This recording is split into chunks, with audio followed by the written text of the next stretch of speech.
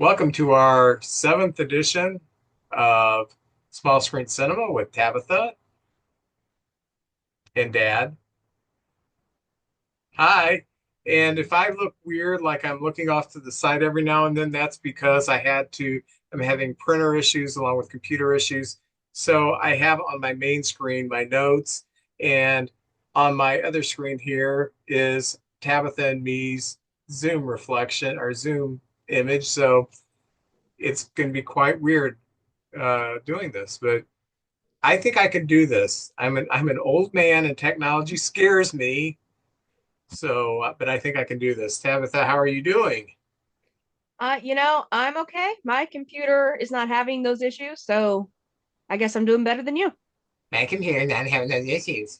I mean, not to brag. Oh, we are going to do Dark Knight of the Scarecrow. Scarecrow. Gosh, we're going to do Dark Knight of the Scarecrow. You can find. Did I say it wrong again? You said Stark Knight of the Scarecrow. I thought you did that on purpose. No, we are going to review Dark Knight of the Scarecrow. Believe it or not, Yay! I've been public speaking since I was 16 years old.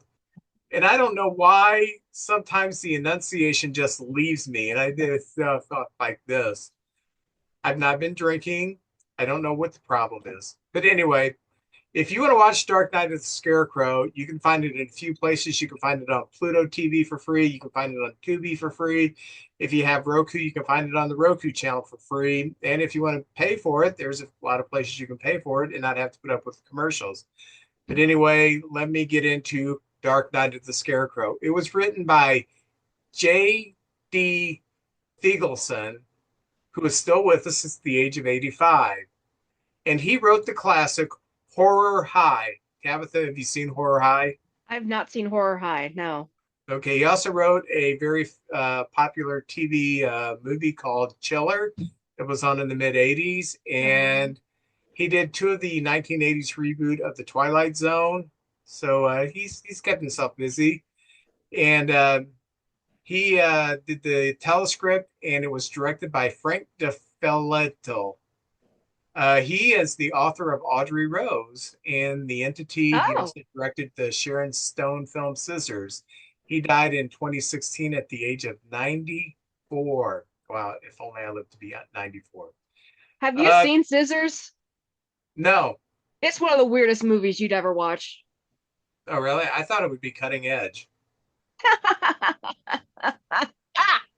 Ah, Okay. Yeah, our movie stars Charles Durning as Otis Hazelrig. And Charles Durning will forever be etched in my soul as Pappy O'Daniel in Oh Brother, Where Art Thou? He was also the police negotiator in Dog Day Afternoon, and he was also in the Muppet movie. He died Christmas Eve, 2012, just completely ruining Christmas for his entire family at the no. age of 89. Oh no, not Christmas Eve. No. Christmas Eve, I'm telling you. And show some respect. He was also the cop in the original When a Stranger Calls and When a Stranger Calls Back. I had forgotten about that.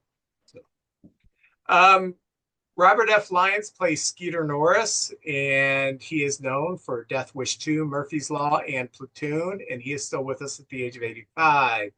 Tanya Crow is played by Marilee Williams, who was at the age of 10 at that time. She is most famous for playing Olivia Cunningham in Knots Landing from 1980 to 1990. She is still with us at the age of 54, but interesting, she retired from acting in 2010 and has just not stepped back into it. For And then her. I made a mistake at the close of last week's episode when I said that this one of the players in this is Marlon Brando's mother. I meant to say sister. Um, Miss Ritter is played by Jocelyn Brando, the older sister of Marlon, and she was in several episodes of the Alfred Hitchcock Presents show, The Big Heat. She was in Mommy Dearest, and she was in the soap opera Love of Life. I barely remember that being on the air when I was a kid. She died in 2005 at the age of 86. And Dark Knight of the Scarecrow. It aired October 24th, 1981 on CBS. And it was up against The Sex Boat. I mean, The Love Boat, excuse me. Um, Fantasy Island, which strangely nobody had fantasies about sex. Oh, so what does he want to do? Oh, he would like to be a Hot Wheel. So we had that kind of stuff at Fantasy Island.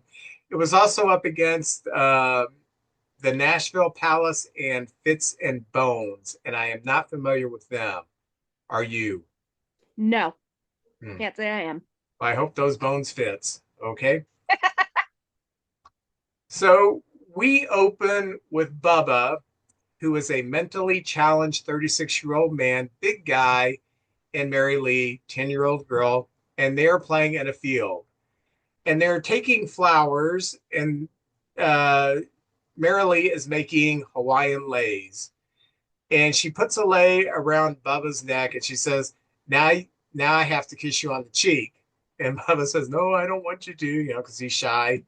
And she talks him into it. She gives him a kiss on the cheek. And we see that Otis, the Charles Durning character, Otis, what was his last name? Hazelrig. Yeah. That, yeah, it's like, let's just throw the Scrabble tiles out there and find a last name, Hazelrig. I don't think anyone's last name is Hazelrig. Then again, there's probably nobody with the last name Opera. I probably just made it up. So anyway, um, Otis is got some binoculars and he's spying on them, which is Otis is creepy. He's So so creepy. and Otis is a mailman.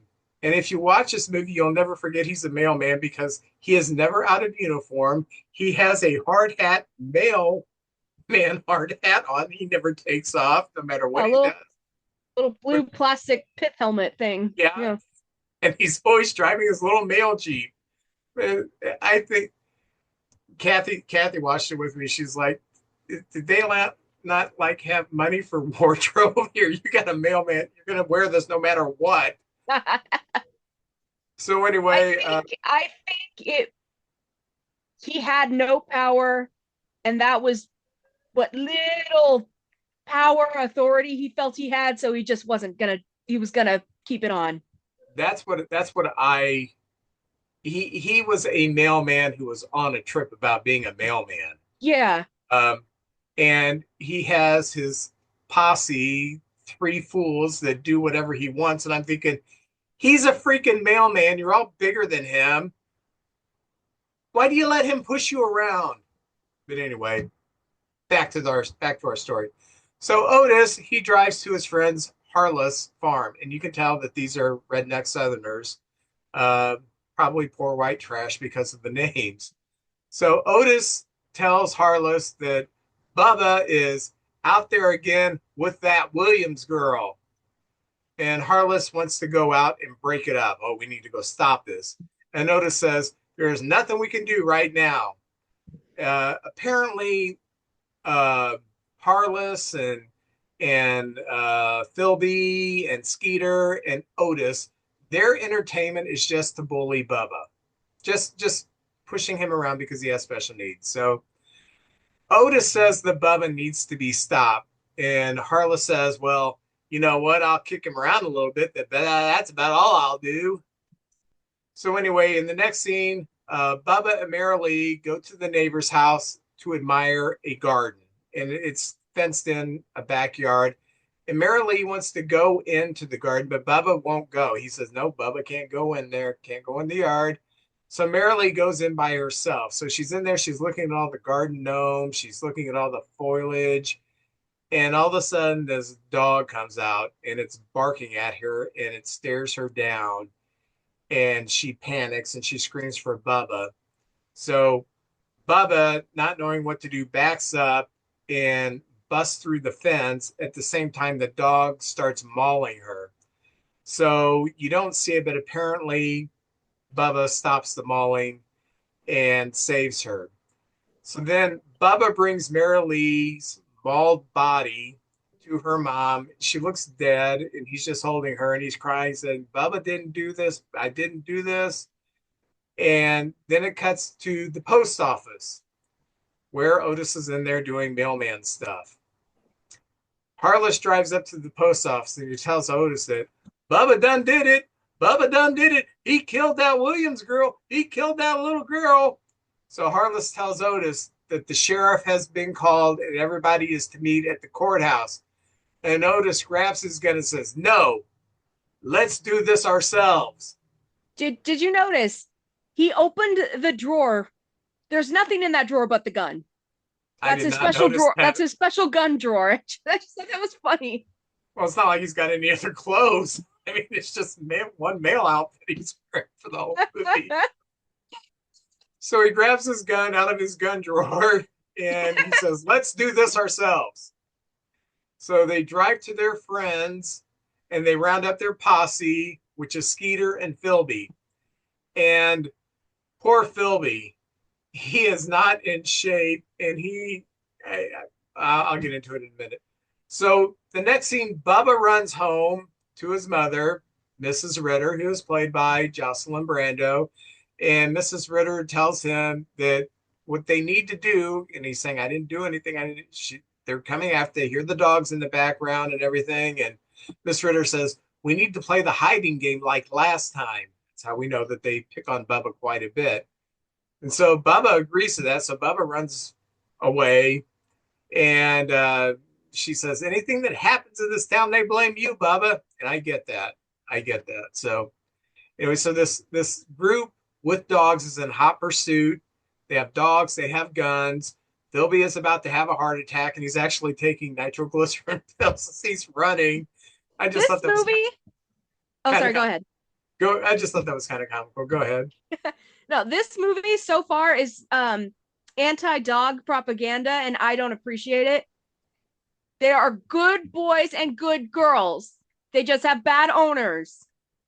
I never thought about that, but yes, right off the bat, we have the mauling dog and the dogs who are tracking Bubba. It's sad. You never see cats doing anything like that because you never see cats doing anything. So anyway, this group, they go to the Ritter house, and Miss Ritter says that she doesn't know where Bubba is and basically says, "F off." And they tell her that Bubba has killed the Williams daughter. And she says, "No, Bubba loves children because he's like one of them." And Otis says, "Well, Bubba is physically mature," which in TV talk means there could be something that we don't trust here. Mm-hmm. And I will get into that pretty soon. Well, at least in this episode, I don't know, maybe like 3 hours later. It's a long episode. I'm joking. It's not 3 hours later. So the dogs lead the posse to a field where there is a scarecrow. And it's apparent that Bubba is hiding on the scarecrow post in the scarecrow outfit. So the dogs, they out him, and Otis walks up to the scarecrow. Whoops, there's something popping on my computer screen. Otis goes up to the scarecrow, and he notices that Bubba's eyes are in the burlap mask, basically. And so there's tension amongst this group of what are we going to do? They're pointing their guns and they hesitate. And then finally, Otis takes the first shot. The rest of them just shoot too, because it's that old thing, if someone jumps off a bridge, we all have to jump off a bridge. So they all shoot Bubba and they execute him as he's hanging there on the scarecrow post. So after they kill him, Harless gets a message over a walkie-talkie that it was a false report, that Mary Lee is okay, and it turns out that Bubba saved her. Whoopsie daisy. So Otis takes a pitchfork off the truck and he puts it in Bubba's dead hands as he's still on the post, hanging there on the post. Which, by the way, did you notice that the scarecrow post looked like a couple of broomsticks and Bubba probably weighed 240 pounds? Yeah, it's not only that, it's like, how did you even think of that, his mother, as a hiding place? It's all very strange. It is strange. But if you just hid behind a rock, I guess it wouldn't Dark Knight of the Rock. I don't know. So Otis puts a pitchfork in Bubba's hands, and then an eerie Even breeze. though his hands are literally stuck to the post. Yeah, how'd he get his hand down? Didn't hadn't thought about that. So, boy, we are hating on this movie, aren't we? So this eerie breeze kicks up as they watch Bubba. And the next scene, they're in court.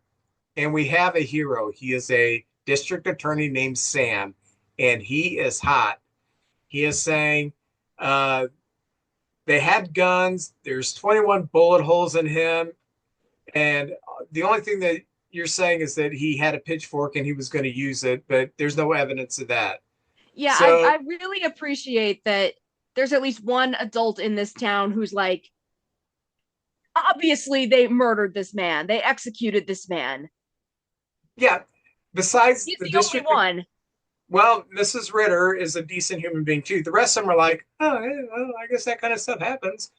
Um, Well, I guess they and, do those kind of things. yeah, and so Otis is on the stand, and the judge says, "Did you give him a chance to surrender?" Well, yeah, we gave him a chance to surrender, and he's in his postal outfit on the witness stand too, which, like, oh, gee, whatever. So the judge says, "Well, there's just not enough evidence here, so they can go free." And Miss Ritter protests that they killed her boy, and she is screaming, and she says, "There are other justices in this world besides the law." And as they're leaving the courthouse, the group is happy, and all the townsfolk are happy too. They're happy that the mailman and his three stooges got off. Oh, great, great, great.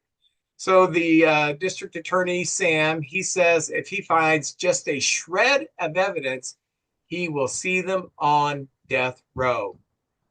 And Otis just kind of whatever. And Sam asks him, do you have someplace to go? He says, well, I want to go to the boarding house and eat fried chicken because Otis lives in a boarding house. I don't get it.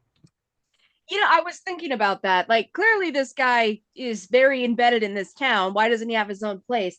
But then I realized he was getting fed there. He doesn't have to make his own food, so he doesn't have to do anything except walk around feeling like a tough guy, I guess. I hadn't thought about that, but yeah, Yeah. because God knows he couldn't get a woman to cook for him. No. And so he has to pay rent to have someone cook for him.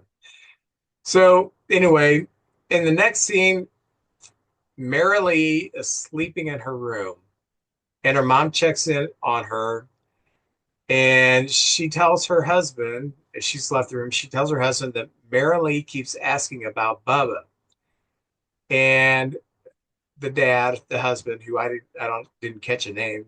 This is the only thing he's in. He tells his wife, Marilee's mother, uh, not to tell Marilee Bubba is dead. Just let it lie. Right? Just just gaslight her. We don't know what Yeah. gaslighting is in 1981, but just gaslight her, okay? Right. I'm So, like, first of all, how long do you think you can get away with that?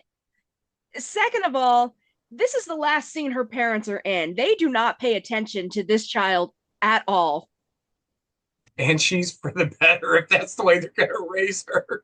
Probably, but then I thought, well, this is 1981. I think if you weren't in school, didn't your parents just lock you out of the house and say, don't come back until dark? No. Okay. They said come back when the street lights come on. That's There you how it go. was. Same thing. In that series, that's when we had to come in. It's when the street lights came on. So anyway, Marilee, she sneaks out of her house to find Bubba, and she goes to the Ritter house and she knocks on his window to try to stir Bubba, but Bubba doesn't stir because Bubba's not there. So she goes in the house, and as she's walking, she sees the light that she made for Bubba that's still in like the sitting room or the living room.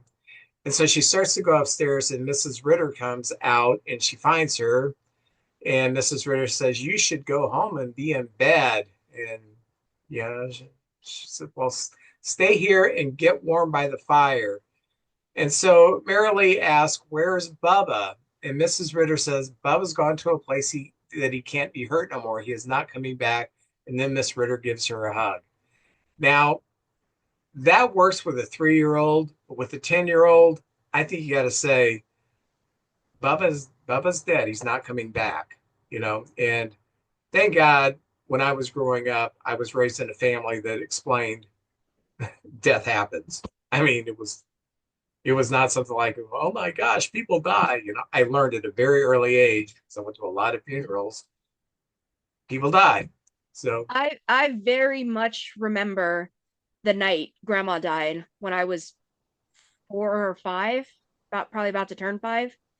And mom said, you were there too, obviously, but mom said grandma had to go live with Jesus. I very specifically remember that's how she phrased it. And then we talked for a while because I still had questions, and I was like, well, can I go and visit her? No, no, I'm sorry. You're not going to see grandma again. When people go live with Jesus, they can't come back and see you. So yeah, I very much remember that. because there's no flights to Bethlehem. So Mm-hmm. anyway, she says to Miss Ritter, I have to go find Bubba and come with me. I'll show you where he likes to go. So they go outside, and Marilee stops at the Scarecrow part and is singing the song that her and Bubba used to sing together. And she tells Mrs. Ritter that he's just playing the hiding game. So Harless, in the next scene, Harless and his wife get a letter to the church Halloween party. And I want to tell you something. Being raised Baptist and spending 10 years as a Baptist minister, nothing rocks like a church Halloween party where you dress as your favorite Bible character. So everybody's in bathrobes. You can't tell who's anybody except this guy, you know, that's Jesus. But the rest of them, everybody's just in bathrobes. So, yeah. But anyway, They didn't call the at the church I went to later. They didn't even call it a Halloween party. It was the Fall Harvest Festival. I But went to I mean, we were all still in costumes and getting candy. I don't know what the point of not calling it a Halloween party was. I went to a Baptist college, and that's what they called it, the Harvest Festival. There, right. And we would go to the Harvest Festival in college. Yeah. Anyway, so they get this letter to the church Halloween party, and then his wife says, Harless, have you started planning yet? And he's like, I'm busy because he's working on a vehicle or something. And then he says, why would I be planning now? You know, and she says, well, there's a scarecrow in the field, and there's this barren field, and there's a scarecrow out there. Huh. So in the next scene, Harless drives to a diner and he finds Skeeter and Philby. And he asks, why'd you do that? Why'd you put a scarecrow out there? You messing with me? And they said, Harless, we ain't got no idea what you're talking about. The scarecrow. Weird way for his wife to ask why there's a scarecrow in the yard. Because I feel Yeah. like that's what I would have asked first. Why is there a scarecrow in the field? And also, the whole town knows that this happened, even if they all seem to be on their side. But I just would be weird to immediately think that your co-conspirators did it, you know? Yes. So the next scene, we're in Artis's, oh, Otis's. I smashed Harless and Otis together, and I got Arliss. Shit Yeah, name. they Okay. are. They're besties. So Otis is in his boarding house, and he is secretly day drinking. And he gets a knock on the door from the lady who runs the boarding house. Said, "There's some guys here to see you." And Otis doesn't want to talk to them, but they insist. So Otis hides his bottle and sprays mint in his mouth, I guess, so they can't tell he's drinking.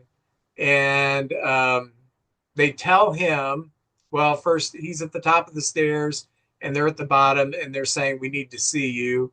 He's like, not right now. We're getting ready. They said, we need to see you now.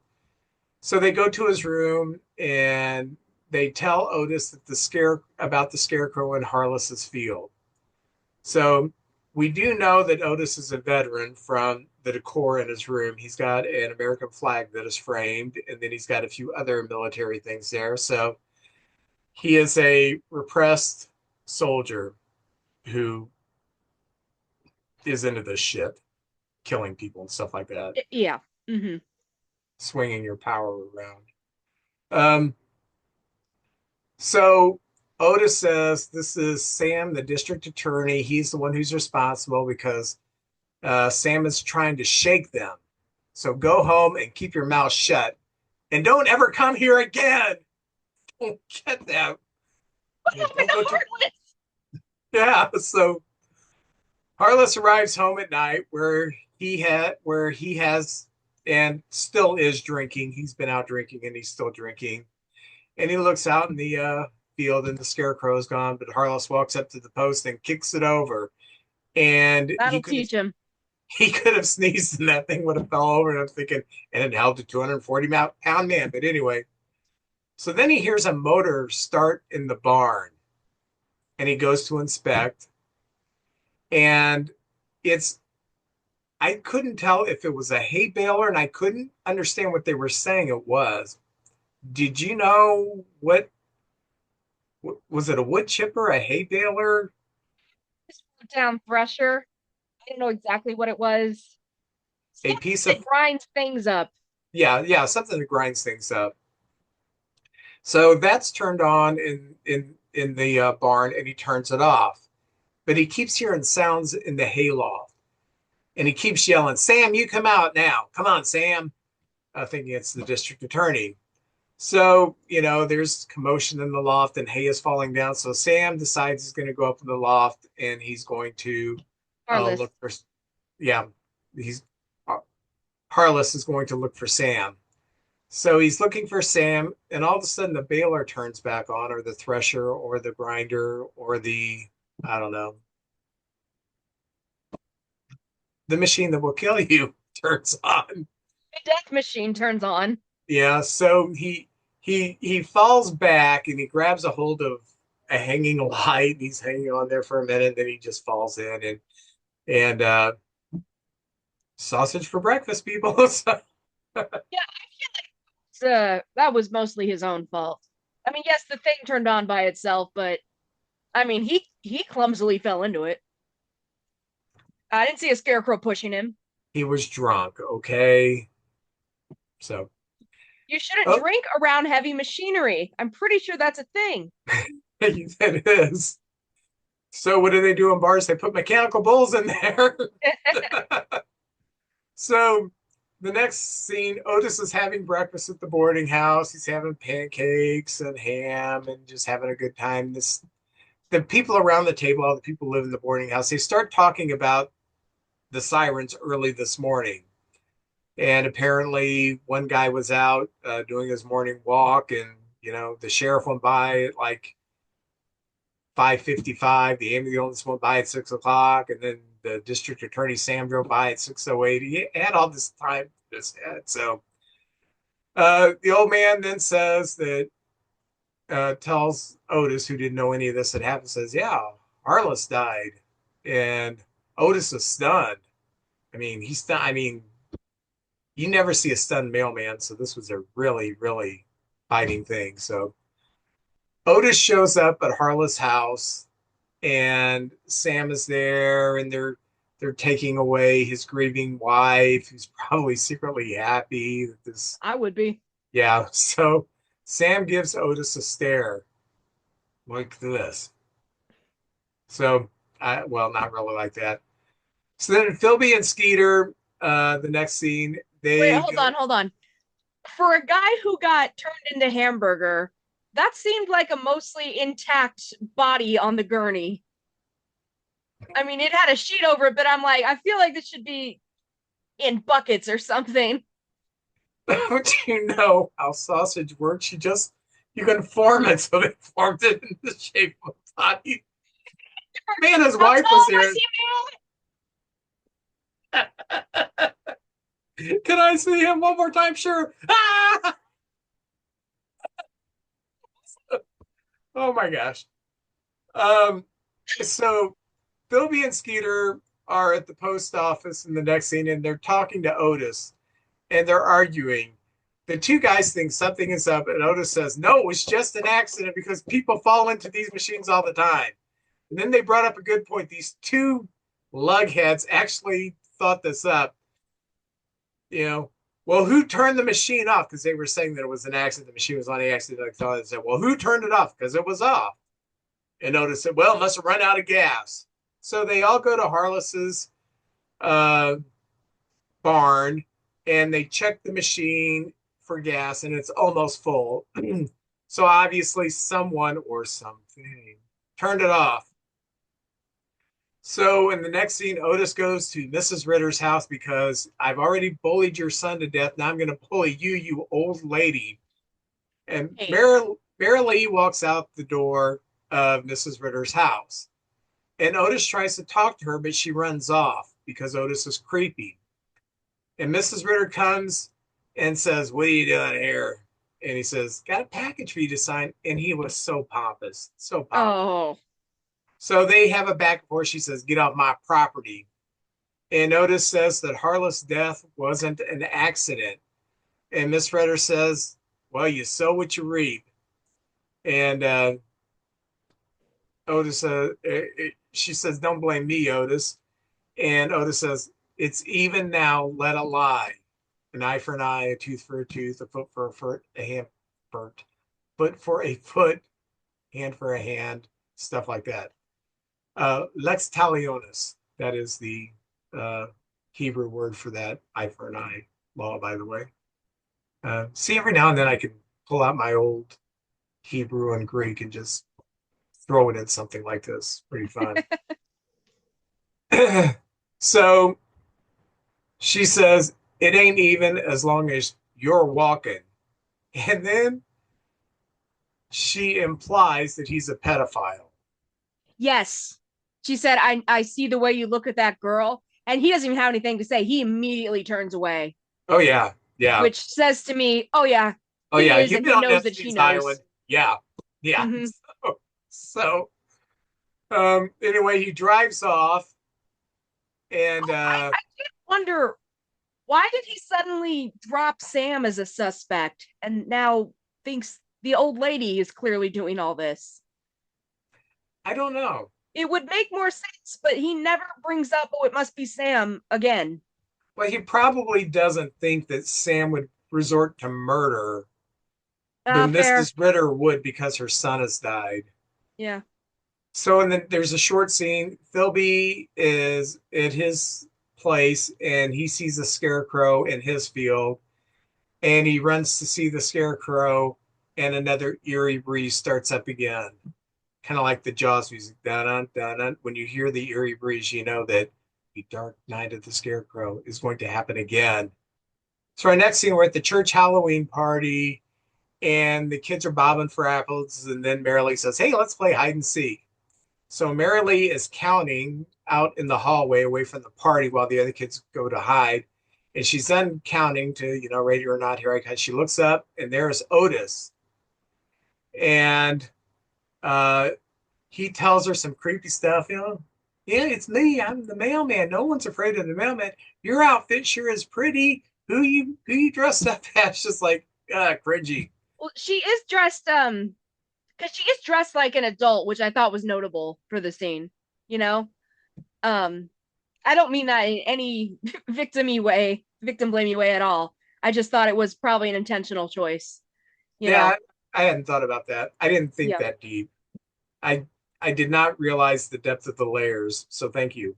Thank you. You're welcome.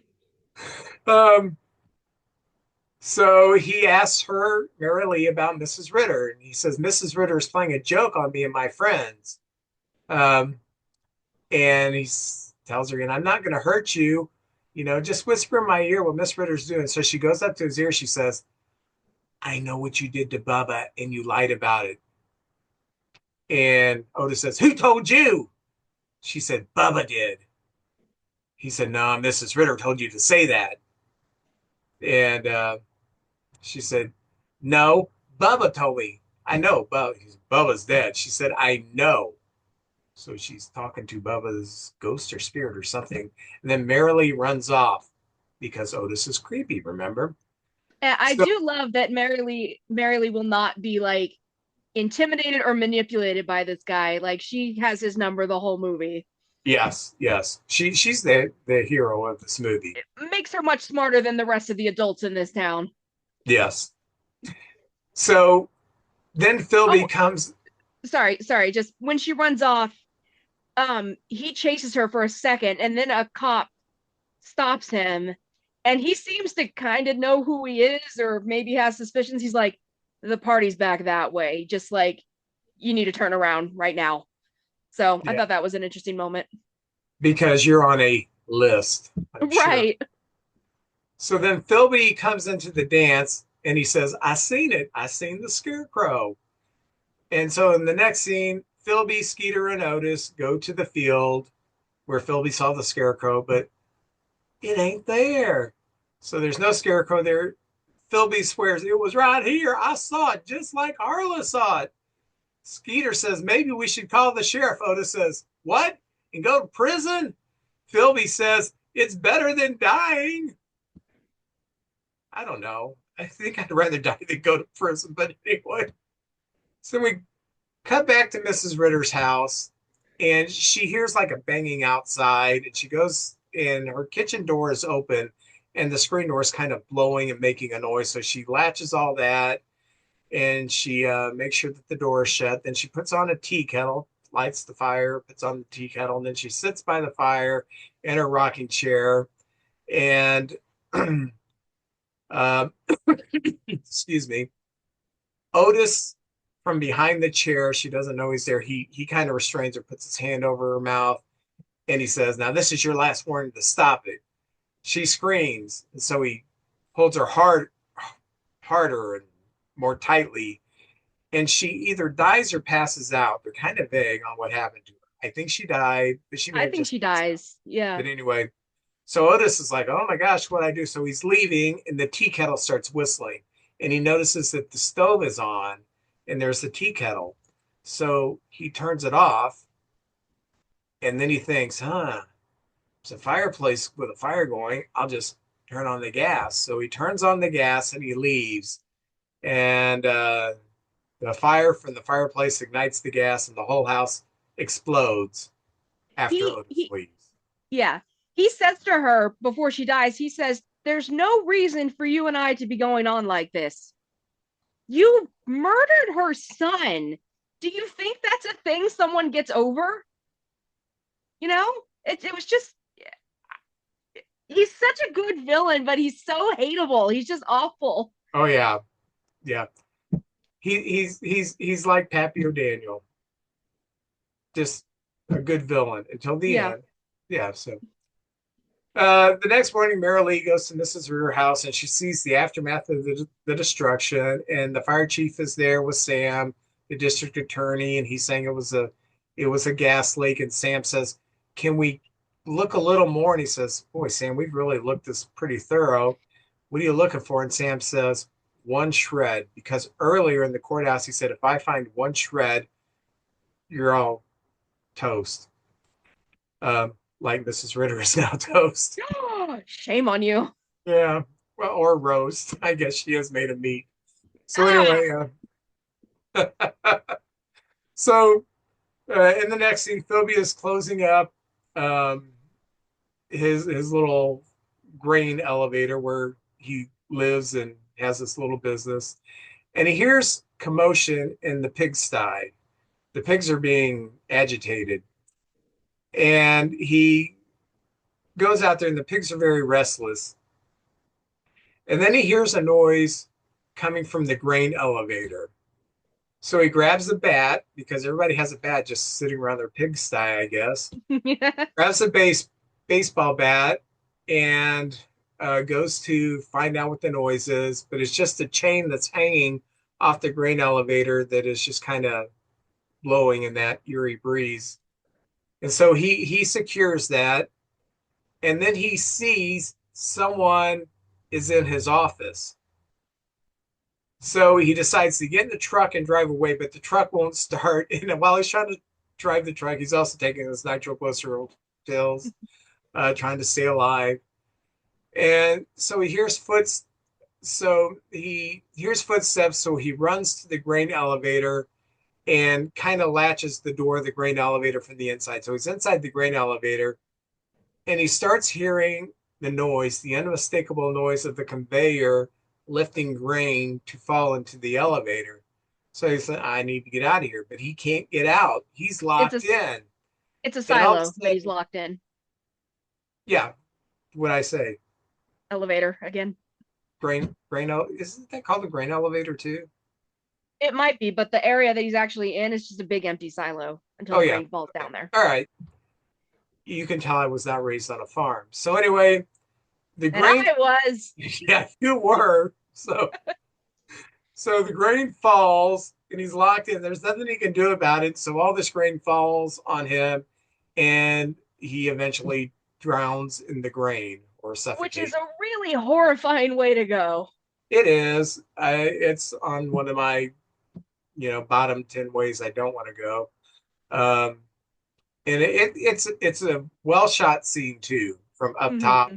and watching the grain and his arm and his flashlight being the last thing that he's trying to hold on to, and then just gone. Yep. So the next morning, Otis drives to Skeeter's garage, and he tells Skeeter that Philby is dead, and Skeeter just loses it, and Otis screams that it was Bubba. And Skeeter, who is a mess, says, "We killed him. You're confusing me." And so Otis says, "Mary Lee says that Bubba's still alive. So I'll prove it to you, Skeeter." So they go to the graveyard that night to dig up Bubba's bodies because if Bubba's not in there, he ain't dead. If Bubba's in there, he's dead. Which I So feel like, since there was an inquest and everything, he's probably been confirmed dead by a lot of people. I don't know why Otis is like, oh, he must still be alive. Like, how deep of a conspiracy do you think this is? yeah, exactly.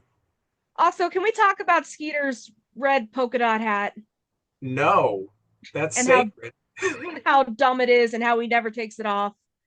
I'm just like, Skeeter, there are so many hats in the world. You don't have to wear that one.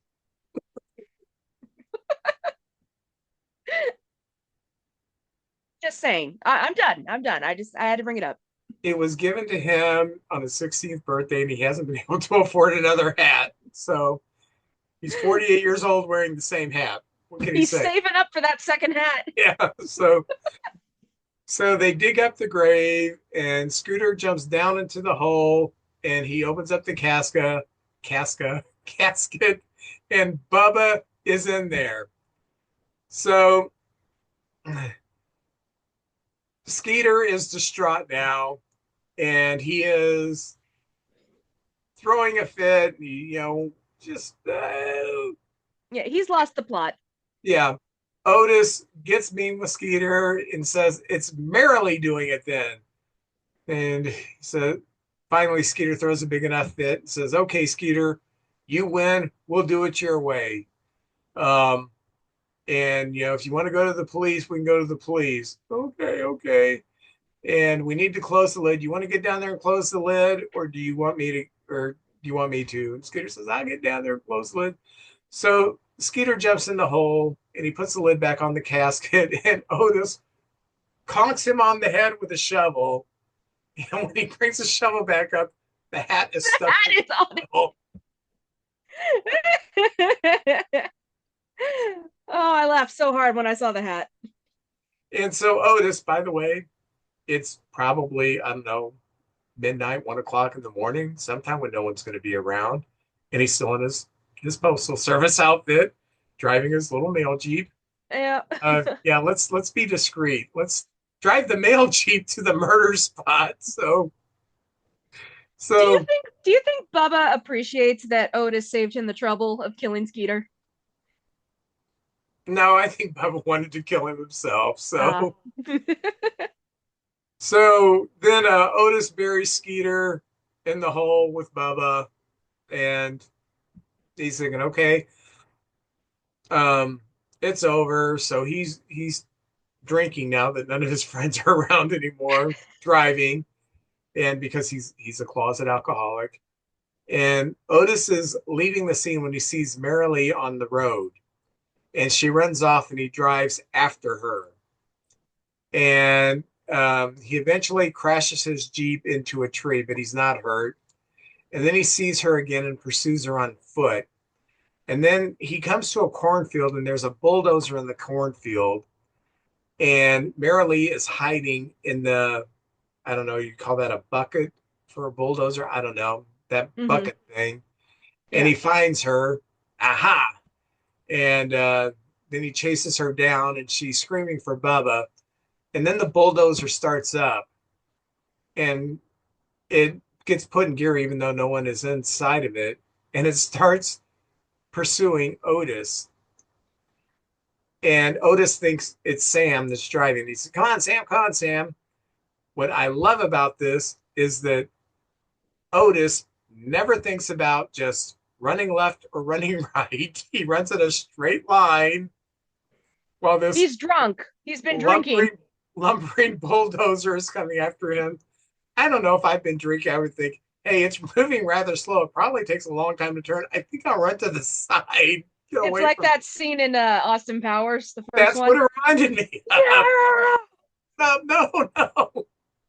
So anyway, as Otis is sprinting away from this slow moving bulldozer coming after him, he smacks into the Scarecrow. Boom. And he gets this look on his face, and he backs up, and he's got blood coming out of his mouth, and he looks down, and he has run into the pitchfork, which the Scarecrow is holding. So The he did. irony. Yeah. So as the movie finishes, Marilee is sitting in the cornfield after that happens. I think it's a And pumpkin patch. yeah, it is a pumpkin patch. That's right, but there are corn stalks too. Oh, you're right. I don't know. You're right. There were definitely pumpkins, but There were yeah, there were pumpkins. stalks too. Yeah, but it's a pumpkin stalk patch. I don't know. So anyway, Marilee is hiding in the pumpkin stalk patch, and the Scarecrow walks up to her and offers her a flower because that's how the movie started. She made him this layout of flowers. She says, "Thank you, Bubba. Tomorrow I'll show you a new game." And then the credits roll as they she keeps talking to Bubba.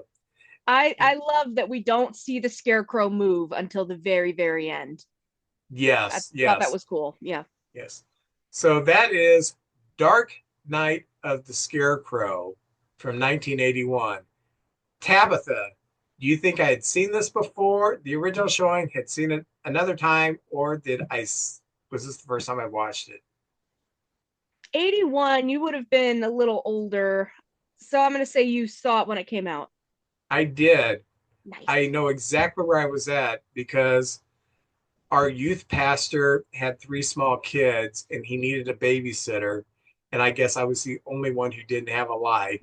So he called me. I had no experience with kids.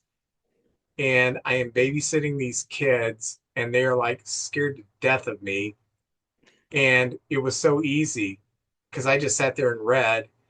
And then, like it, I don't know, whatever o'clock, I said, "Well, time to go to bed." And they all just, "Okay, let's go to bed." And then I turned on the TV, and this show was on. And it was cool. So, um, I didn't notice all the plot holes at the age of 15 that I do now. Um, would you give this a classic or a trash it?